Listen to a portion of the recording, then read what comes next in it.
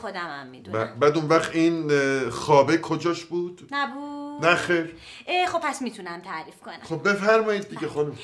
خواب دیدم که من تو مطب نشستم، بعد شما میاین دستتون رو شیشه بریده. من میگم خدا مرگم بده، چی شده آقای دکتر؟ شما گفتین نازنین خانم تو خونه دچار گاز گرفتگی شده، من اومدم نجاتش بدم، مجبور شدم شیشه رو بشکنم.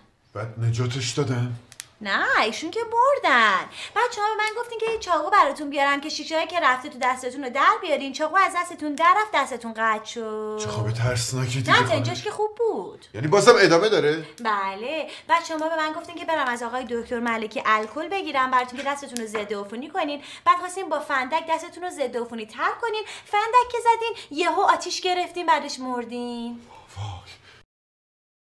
با سوختن بمیرم خانم شیر. از سوختن نمردین که از مسمومیت مردین. از مسمومیت مردن؟ بله. چه ربطی داره؟ نمیدونم، برای خودم هم واقعا سوال بود.